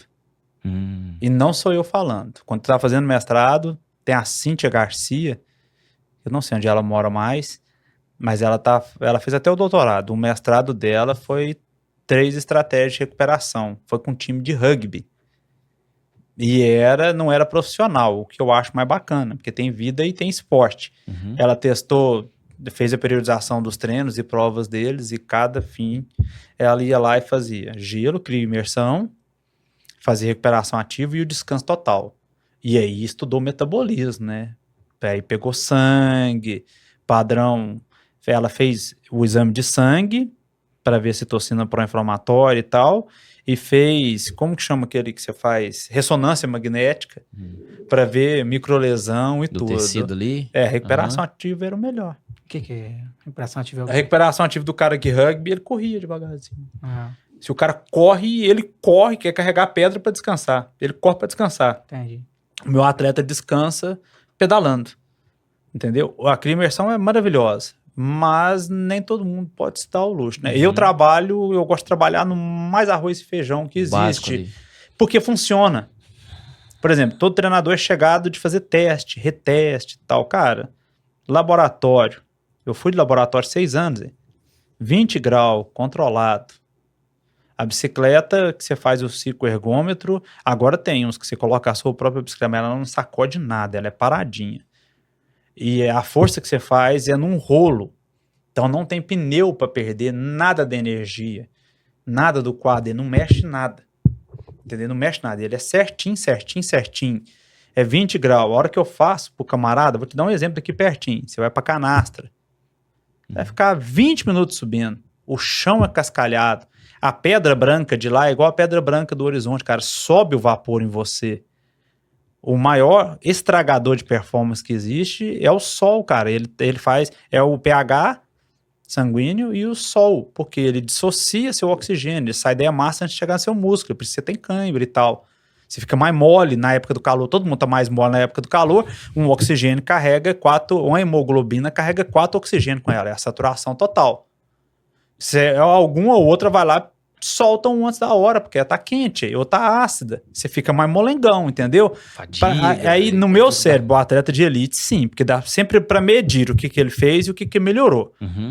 O antes, o pré e o depois é legal, porque é caro. O meu atleta, cara, a melhor coisa que existe é a competição. Quando tá na semana do teste deles, eu vou jogando a semana para baixo e põe uma competição. O cara dá tudo, sempre. Ele bate, eu tenho sinalização, porque o aplicativo sinaliza. Todos os limiares deles são melhores do que um teste de verdade, por exemplo. Entendeu? Então eu adoro. Campo é vida, cara. Campo é vida. E a imersão, por exemplo, é uma coisa que você precisa em casa. Já tem aquela bota pneumática gelada. Ah, é? Aí eu acho que ela deve ser boa demais. Bacana, hein? Que ela faz a compressão dos pequenos vasos, né? Que a compressão é para isso. Mas aí ela ativa a proteína de choque, que na verdade é a pegada do gelo, né? A reparação é mais rápida. Você gosta de dar um saculejo no atleta? Por exemplo, desafiá-lo além do que ele pode ali naquele momento, a ver se mexe com o brilho dele. Assim, falando que cada atleta é de uma forma, né? Isso. Mas eu sou um cara assim que eu gosto de dar um desafio. Por exemplo, às vezes o Neto é um desafio nota 10. Para Roberto um desafio nota 3. Para você é um desafio nota 7. Mas eu gosto de dar aquele desafio. Você vai nessa linha. Como é que você gosta de fazer o atleta mexer com ele ali? Eu gosto de trabalhar fora da caixa, mas eu não sou o cara mais cobrador. Né? Eu tenho 3 atletas de elite, assim, a nível de performance, que são pagos para isso. Eles eu fico mais na cola, assim. Cara, faz isso hoje, esvazia que não, hoje eu quero. Já quebrei atleta meu, já, na prova passada, Nova Lima. Chamei o Nicolas Machado, falei, cara, larga e põe o louco. Não é a pegada dele, quebrou. Mas é porque eu queria que ele fizesse uma coisa que não tá acostumado. Um cara vai ficar 10 anos em elite, 10 anos fazendo coisa do mesmo jeito. Entendeu? Ele sim. O meu outro atleta, não. Eu fico no início do excesso com ele sempre. Cara, eu tô cansado. Mas quando tá na época, porque a periodização é mais complexa. Aí eu falo, cara, eu preciso dar uma mensagem sua. Tá cansado mesmo? Não, tem que estar cansado. Vambora. Mas eu tenho alguns que não dá pra pressionar, não. O nosso é muito diferente, assim, se eu for pensar a nível de futebol.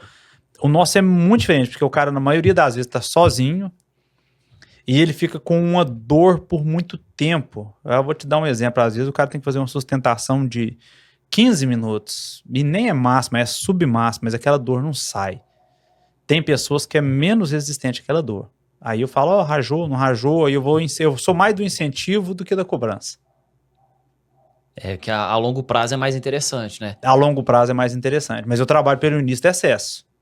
É mais fácil eu quebrar um cara pelo excesso que pela falta. Quando comecei a prática do triatlo, futebol trabalhei um tempo e depois eu falei assim, eu não quero praticar mais o futebol, porque lesiona demais, tem algumas situações que já não era pra mim mais, aí eu migrei pro triatlo. Até aquela vez, ainda não comecei o treino não, viu?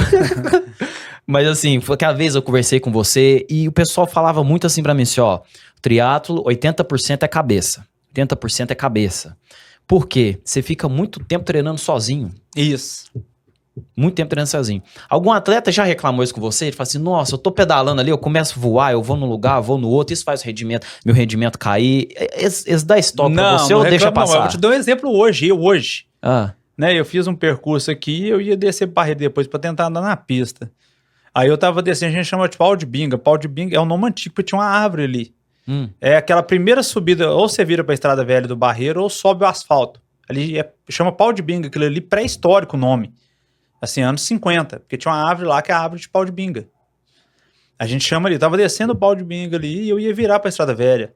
E eu vinha pensando em alguma coisa que eu não lembro o que era, e eu tava lá perto do Parque das Flores, já falei, cara, é ali. Então a gente entra em outro mundo às vezes, assim, mas nunca me reclamar, cara. De falar assim. Não, eu tava viajando e tal. Os meninos são bem metódicos, é bonito de ver a dedicação que a galera tem, cara. Eu tenho atleta de tudo quanto é profissão. A minha bateria é eles, eu tenho certeza. Hoje eu tenho, já falei pra eles, se a minha assessoria um dia fechar, eu paro de andar de bicicleta. Hoje. Porque eu acho bonito, cara. Eu tenho camarada que acorda 4h30 da manhã pra sair 5h30, que trabalha às 7 da manhã até às 7 da noite. Bancário de Cicobi, eu tenho camarada trabalhando em Cicobi em Rio Paranaíba, que é o camarada que faz financiamento para o pessoal de lavoura e tal. Engenheiro agrônomo, que é os caras que vendem insumos, que trabalham demais. Não, tem uns camaradas que trabalham hora demais, é pai e tal, e ele ainda trabalha e ainda pedala. Cara, eu acho isso assim... É bonito, né, cara? É transformador. Máximo. Né? Eu acho... O mountain bike é o que, assim?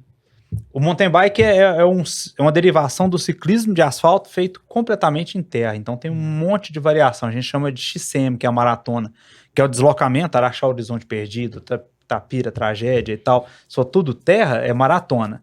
XCO, que é o que vai ter a etapa de Copa do Mundo aqui, é igual o cross-country de moto, existe. Tem um monte de cross-country que eu já ouvi falar. Você fica fazendo voltas no mesmo lugar, que nem a Fórmula 1. E ganha, tipo assim, corrida um contra o outro? Ou Larga todo mundo junto, quem chega na frente é melhor. É boiada estourada mesmo, é o negócio mais Entendi. simples do mundo, sabe? Algumas modalidades têm de contrarrelógio, mas o cross country e a maratona não. Põe Saiu todo mundo, junto e abre a primeiro porteira e quem chegou na frente é melhor. Eu acho puro. É bom de fazer, não tem fingimento. E as bicicletas são diferentes de asfalto para... Muito, muito. A bicicleta hoje ela é praticamente inteirinha eletrônica. Esse ano lançaram suspensão com inteligência artificial eletrônica. Ela sabe a hora que você está subindo, descendo. Ela tem integração com o canote que baixa e sobe. Tem integração com o movimento central, onde você pedala. Ela sente seu torque, sua potência. Subiu, ela trava. Tá num plano, ela fica um pouquinho mais suave. Ela sabe a hora que você para de pedalar. Se descer o canote, que é descida, ela destrava. Negócio magnífico assim mesmo. A bicicleta de asfalto é a mesma coisa. E é tudo sem fio, é tudo wireless mesmo. São baterias pequenas e tal. Tem muita evolução. Por isso que no início eu falei, né? Tem um pouquinho de frescura naquilo ali. Mas a evolução é o trem mais lindo do mundo. Quando eu dava aula ainda, que eu falava de esporte e aventura, talvez não mais. Mas na época, a maior evolução a nível de pesquisa, desenvolvimento de produto era a Fórmula 1. Segundo era a bike. Porque é um mercado muito consumista. Mas é muito consumista. Mas é muito mesmo. Entendeu? E é tudo extremamente caro. Agora na nossa cidade que a gente vai ter, né? A Copa do Mundo. E a... Copa Internacional. A Copa Internacional. É.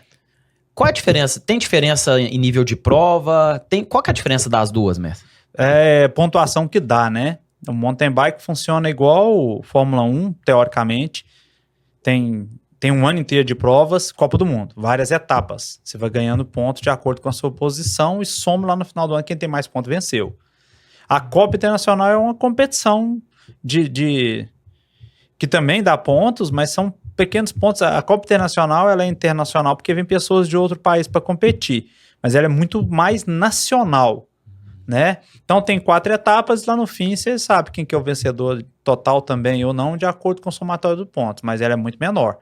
A Copa Internacional de Araxá, por exemplo, oferece no total 150 pontos para o ranking mundial. 150. Que chama OR Class, né? Tudo que é ORS concurso é algo que está acima do máximo, né? E a Copa do Mundo oferece 250. Só uma Olimpíada para ter mais pontuação que ela, né? Então, todo mundo confunde a Copa do Mundo e Mundial. Copa do Mundo é etapas. Mundial é etapa única, o cara corre o país. Não existe um cara com a camiseta da Caloi, da Sense e tal. A camiseta dele a camiseta dele é Brasil, é Suíça e tal. Aqui é Copa do Mundo. Tá acontecendo lá em São Paulo, né? Hoje, agora. Antes eu vim pra cá, eu assisti. Pra chegar nas Olimpíadas, como é que funciona? O cara, eu já vi, pessoas vêm e participam aqui pra somar pontos pra conquistar índice olímpico? Tem ranking de nação e ranking de atleta. Há alguns anos atrás era assim, eram 24 nações, 24. Aí as 8 primeiras levavam 3 atletas, as 8 do meio levava 2 e as 8 finais tinha direito de levar 1. Agora mudou, né? Eu não sei direitinho não, mas agora é assim, devem ser ainda 24, mas ficou assim, 12 e 12. Se a sua pontuação é maior, ou então acho que ficou 8 e o resto, isso mesmo. Só pode levar no máximo 2, quem tá entre os 8 e o resto pode levar só 1, para aumentar a quantidade de nação que leva. Aí o ranking das nações é o somatório de cada atleta que você tem ao longo de um triênio. Fecha em maio, geralmente é perto do meu aniversário. Meu aniversário é 23 de maio, fica ali entre 20 e 28 de maio, geralmente na mesma semana que fecha aquele ranking ali. Não sei por que maio, porque a temporada deles lá é de maio a outubro, provavelmente é isso. Começa em maio e termina em outubro. Então quando vai começar a temporada, eles fecham o ranking. Aí tem lá a nação, o Brasil, por exemplo, tá em 8º ou 9º, disputando com a Dinamarca e tem mais outro país, para ver se dá para levar 2 atletas para as Olimpíadas. E o atleta que vai é o ranking dele, né, que a gente chama UCI, que seria a FIA do automobilismo, a FIFA do coisa, chama UCI. É o quanto ele consegue de pontuação. Aí ele tem a quantidade de prova que ele pode ir, que dá pontuação máxima, a quantidade que dá pontuação média e uma quantidade, porque senão o cara tem mais dinheiro e vai ser nas provas que pontuam mais. Aí ele sobe no ranking porque tem uma equipe que dá mais dinheiro. Sim. Então eles fazem um negócio bem, bem bacana. Que massa. Que dica, o pessoal devia te perguntar isso aí. Que dica que você daria, pode ser 1, 2, 3, o que você achar mais interessante, Pra aquele cara que tá pedalando amadorzão. Amadorzão, que ele fica aqui, ele compete aqui em Patrocínio, compete aqui em Araxá, compete aqui. Que dica que você daria pra esse cara? E que dica que você daria pra aquele cara que tá pensando em seguir uma carreira profissional? Tá, o amadorzão, ele tem que aprender a sofrer. Porque a maioria de nós, isso é pra vida mesmo. Que você ainda falou, eu gosto da minha zona de conforto. Então eu gosto de andar no que... É muito bom o pedal do amador a nível de saúde. Não, muito maravilhoso. Pedal moderado, cardiorrespiratório é lindo. Bom, não tem malefício nenhum.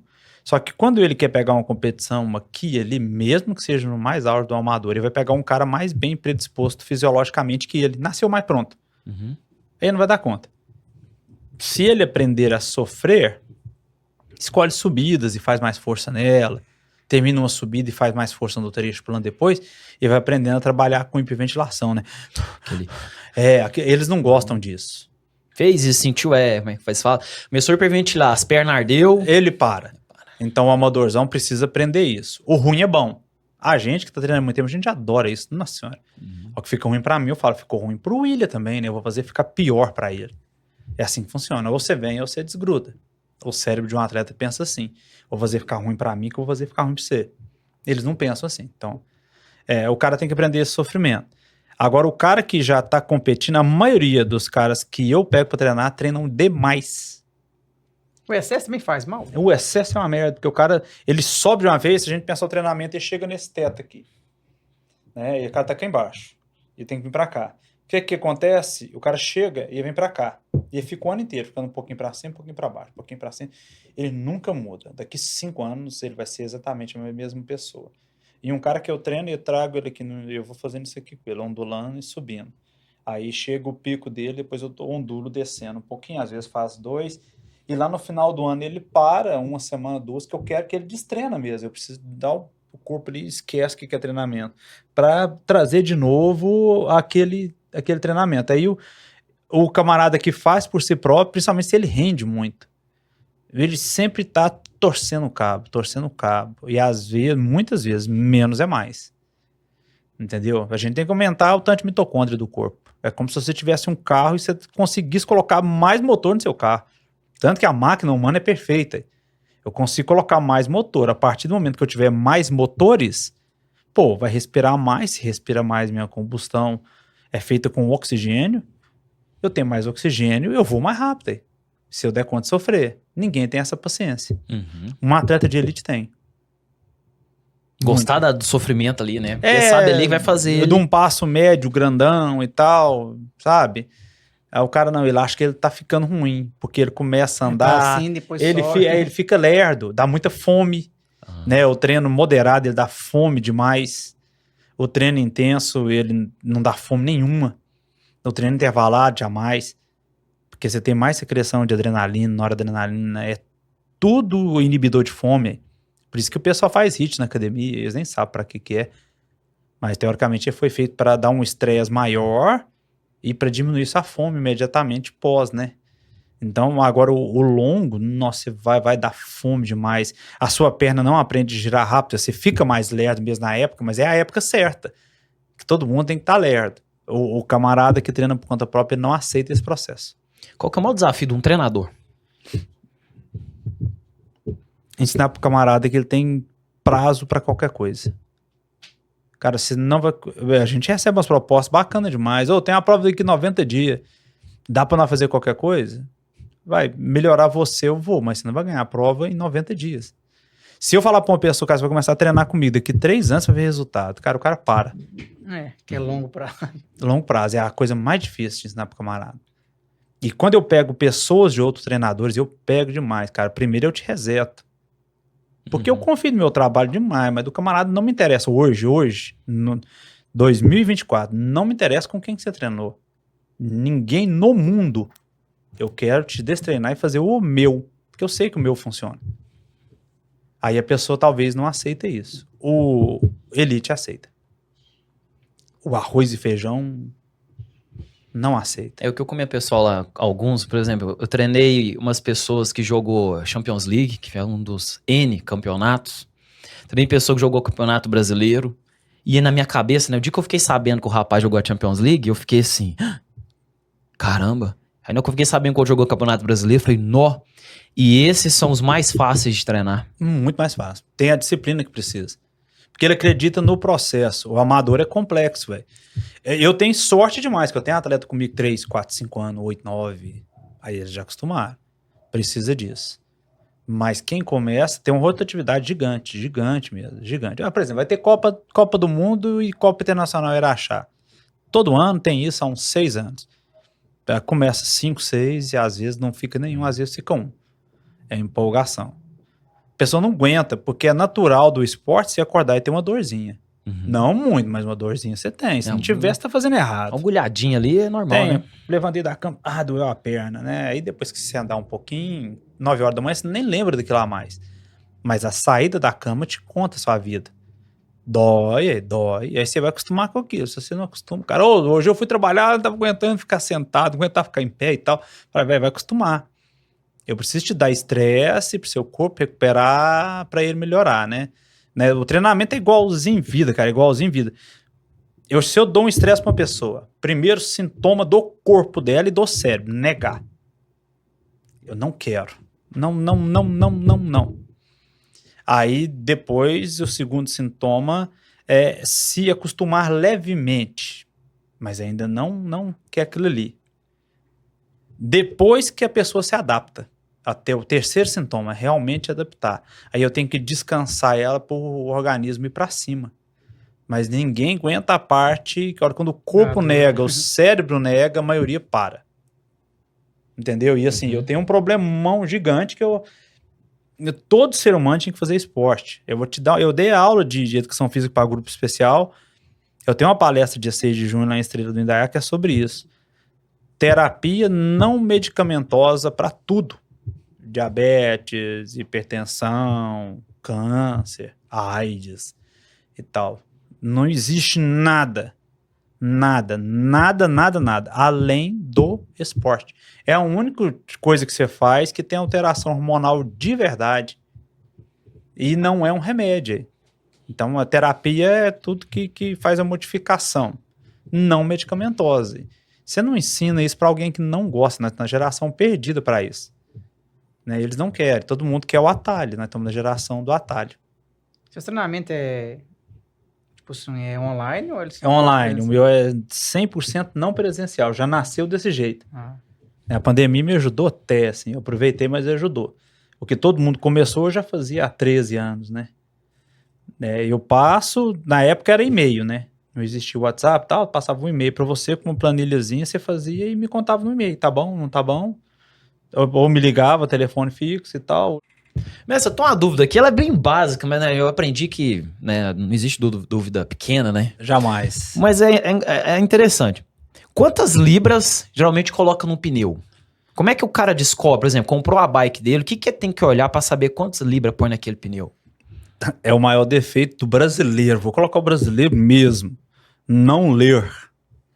Qualquer pneu vem escrito na lateral dele. O mínimo e o máximo. A maioria o máximo só. Aí é um monte de fator. Você quer saber da mountain bike ou da bicicleta de asfalto? Mountain bike. A mountain bike. Quem tem aro 26 ainda, que é aquele aro pequeno, que eu acho que quase ninguém tem mais, aquilo lá era 45 libras. Com câmara de ar. Porque o pneu hoje ele é sem câmara, né? Ele é um pneu com líquido lá dentro. Com a câmara de ar, seu pneu tem que ficar mais cheio. Por quê? Porque a câmara de ar pode bater e picar, né? Ela pega nas laterais do aro, pode picar. Então, quem usa a 29, que é o padrão normal hoje, se ele usa câmara de ar, ele não precisa de maneira nenhuma jamais colocar mais do que 30 libras. Não, alguém tem 120 quilos e não precisa ser obeso. Ele é alto e é forte. Não, ele pode colocar uns 40. A maioria dos pneus não aguentam mais que 50. Não, Rodrigo, meu pneu ele tem líquido, eu uso sem câmara e eu gosto mais da performance. Não, é 20. 20 libras.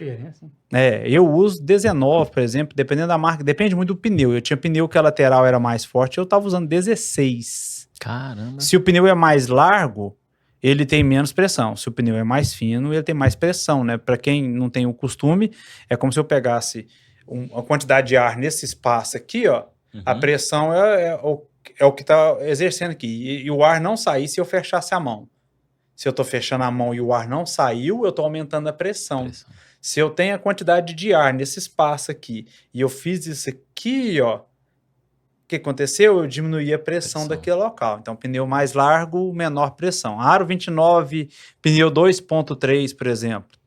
Eu acho que não vem nada de fábrica, mas o cara quer colocar. É 20 libras no máximo. O pneu 2.2, que é a maioria.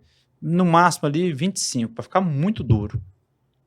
Entendi, bacana. Porque eu perguntei, tem gente lá, você vai assustar aí. Tem gente que eu perguntei lá, põe 25, 27, tem gente que põe até 30. Se for de câmara de ar 30 para andar na cidade, é ótimo. Se for para andar estrada de terra, é suicídio. Ela quica demais, não tá. Porque o pneu, a hora que você faz a curva com o pneu, ele é redondo, mas ele tem uma deformação. Se você faz a curva com o pneu todo durinho, ele faz isso, ó. Ele vai te derrubar. Se ele tá um pneu murcho, ele deforma ali, assim. Precisa deformar. Pra fazer a curva ali. Ele tem que adaptar. Entendi. Entendeu? Mestre, deixa seus contatos pra pessoa, né? Não sei como é que é a sua disponibilidade. Talvez você já não tenha internet disponibilidade mais. O pessoal quer fazer... conversar com você, pra você ser treinador, conhecer sua assessoria, deixa seus contatos, como é que a pessoa faz? O melhor de todos, que aí de lá eu passo o resto, é o Instagram pessoal, nem o profissional, que é Rodrigo Otávio, com 2 Os, rodrigootavio.prof, abreviação de professor. Então é @rodrigootavio.prof, que aí fica simplificado, tem que decorar nada. rodrigootavio.prof, chama lá no direct, às vezes resolve de lá, se quiser treinar mesmo, porque eu tenho muito material. Eu tenho material com tabelas de preço, eu tenho 6 planos diferentes, eu tenho isso escrito, tenho isso em mensagem de voz, explicando para cada um o que é, eu tenho um questionário inicial para a pessoa ver como que é meu trabalho. Então, assim, tem um pacote grandão que quem quer, eu mando primeiro. Então, chama no rodrigootavio.prof, lá no direct eu passo o WhatsApp e de lá a gente conversa. Beleza. Aí eu vou deixar nas descrições também o contato pessoal entrar. Beleza? Fechou. Última pergunta, mestre. Eu pergunto esse bate-papo aqui, para todo mundo que chega aqui, eu faço essa pergunta. Rodrigo Otávio passou pelo William Outros Podcast. Se fosse pra você deixar uma mensagem, um ensinamento, o que você falaria? Acredite no processo, não tenha pressa. Sensacional. Não tem segredo, para qualquer profissão. Cara, eu faço, eu acredito. E se eu acreditar de verdade, eu vou chegar lá. Não tem jeito. O Ayrton Senna falava muito isso, mas é a pegada. Nada feito depressa presta. Te dou um exemplo. Uma comida que é feita cozida é muito melhor do que um esquentado no micro-ondas em 3 minutos. Uma lasanha que leva 2 horas para fazer é muito mais gostosa que uma lasanha que você faz ela em 14 minutos no micro-ondas. A pressa é inimigo da perfeição. Esse é um dos ditados mais antigos que existe. Falta para a grande maioria, né, não ter ansiedade de fazer acontecer rápido e, principal, não acredita. A maioria, eu tive aluno demais, que às vezes desacreditava no processo que ele estava sendo submetido. Eu acho que é o maior defeito de qualquer profissional. De qualquer profissional. Então, acredito no processo, não tem pressa. Show de bola. Gostou do papo, mestre? Demais. Obrigado. Obrigado, viu? Felicidade Demais, ter você aqui. Muito obrigado Obrigado mesmo. pelo convite. Valeu. Neto, obrigado, irmão, mais uma vez, mais um bate-papo, mais uma aula, né? Boa. Eu falei com o William, falei assim, cara, eu não sei nada do assunto. E eu pesquisei bastante e é uma aula mesmo, realmente é uma aula que a gente tem aqui. Cara. É outra coisa que eu falo direto, né? Cada ser humano sabe uma coisa da vida. Sim. Simples assim, né? Na época do mestrado, se a pessoa foi um pouquinho esperta, eu lembro. Tem um camarada que também é uma coisa que vale para todo mundo, que chama Howard Gardner. O Howard Gardner é um estudioso de Harvard, que é uma faculdade famosa, não é a melhor que tem um monte melhor que ela, mas todo mundo acha que é a mais famosa. Mas ele estuda um negócio que chama Teoria das Inteligências Múltiplas. São 9. E aí eu dou conta de exemplificar legal. Pode chamar o camarada mais violento que existe aqui, por exemplo, da medicina, no neurocirurgião. Cara, sério, não tem nada mais difícil que aquilo lá, não. O neurocirurgião é o cara. Simples assim. Se ele entender aquilo ali de verdade, ele é. O mecânico dele é mais inteligente que ele. Ele não sabe arrumar o próprio carro. Tem inteligências diferentes, ninguém valoriza isso, entendeu? Então, se todo mundo... a minha menina sabe disso. Você não é inteligente para isso, mas você vai achar o que você é inteligente. Então, tem um monte de pessoa na vida que eu acho que nunca conseguiu encontrar a sua própria inteligência, né? O que eu sou bom para fazer e se eu achar, eu acredito naquilo e sigo adiante. Cara, sensacional, hein? Pra fechar, mais um ensinamento, hein? Que massa, cara. E é mesmo, né? Isso é sabedoria, né? A pessoa não acha, né? Não sabe o que é. Vou dar um exemplo meu, mas legal. Tudo que eu sei para prescrever, eu tentei, foi para eu, os alunos meus sabem. Tudo que eu sei prescrever para você, eu experimentei primeiro em mim. Uhum. Eu queria eu ficar bom. Eu falei, cara, eu não vou ficar bom nunca, mas eu dou conta de fazer alguém ficar bom. Eu peguei, eu tenho um cérebro muito melhor do que o fisiológico, né? Então vamos usar o cérebro. Show de bola. Obrigado, mestre, mais uma vez. Obrigado, Neto. Para você que tá aí em casa, obrigado pelo seu tempo. Compartilhe esse episódio. Siga o nosso canal lá no YouTube, porque assim que chegar um episódio novo, você fica sabendo. E mais uma coisa, pessoal, lá no Spotify, o episódio também está disponibilizado lá. Então vai lá, siga-nos, dê uma estrelinha lá, porque toda vez que você curte lá e dá 5 estrelas, ele compartilha o episódio para mais pessoas. E lá também, toda vez que chegar um episódio novo, você fica recebendo aí, tá joia? Um grande abraço, mais uma vez, aos nossos parceiros, a Cicobi Crediária, a Cornelius Academia e a UESAI Laboratórios. Se você quer cuidar da sua saúde, da sua vida, do seu corpo, de tudo, da sua vida financeira, procure. Vamos deixar aqui nas descrições para vocês. Um grande abraço e até o próximo episódio. Meu nome é Schneider, eu sou o sócio proprietário da Cornelius Atlética, que é uma unidade do Grupo Cornelius. Aqui nós trabalhamos com musculação, treinamento funcional, pilates, massagem desportiva.